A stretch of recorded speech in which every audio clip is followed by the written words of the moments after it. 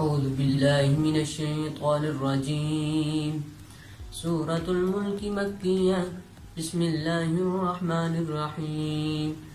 تبارك الذي بيده الملك وهو على كل شيء قدير.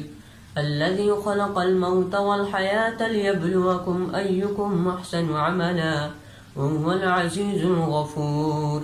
الذي خلق 7 سماوات طباقا ما ترى في خلق الرحمن من تفاوت فارجع البصر هل ترى من فتور ثم ارجع البصر كرتين ينقلب إليك البصر خاسئا وهو حسير. ولقد زينا السماء الدنيا بمصابيح وجعلناها رجوما للشياطين وأعتدنا لهم عذاب السعير. وللذين كفروا بربهم عذاب جهنم وبئس المصير. إذا ألقوا فيها سمعوا لها شهيقا وهي تفور تكاد تميز من الغيظ كلما ألقي فيها فوج سألهم خزنتها ألم يأتكم نذير قالوا بلى قد جاءنا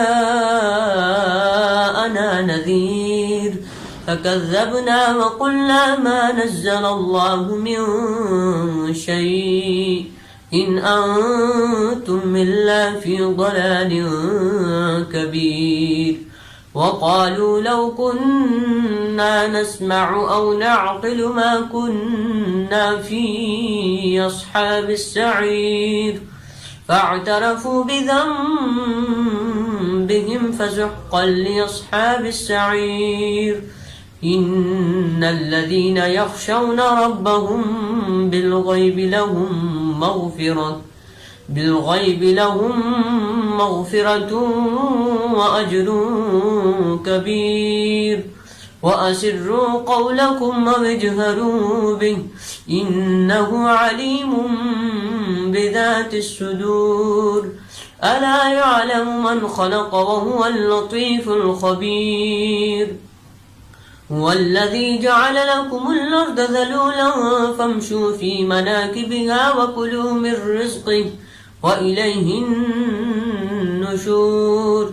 أأمنتم من في السماء أن يخسف بكم الأرض فإذا هي تمور أم أمنتم من في السماء أن يرسل عليكم حاصبا فستعلمون كيف نذير. ولقد كذب الذين من قبلهم فكيف كان نكير. أولم يروا إلى الطير فوقهم صافات ويقبضن ما يمسكهن إلا الرحمن إنه بكل شيء بصير. أمن هذا الذي هو جند لكم ينصركم من دون الرحمن إن الكافرون إلا في غرور. أمن هذا الذي يرزقكم من أمسك رزقا بل لجوا في عتو ونفور. أفمن يمشي مكبا على وجهه أهداء من يمشي سويا على صراط مستقيم. قل هو الذي أنشأكم وجعل لكم السمع والأبصار والأفئدة قليلا ما تشكرون. قل هو الذي ذرأكم في الأرض وإليه تحشرون. ويقولون متى هذا الوعد إن كنتم صادقين. قل إنما العلم عند الله وإنما أنا نذير مبين.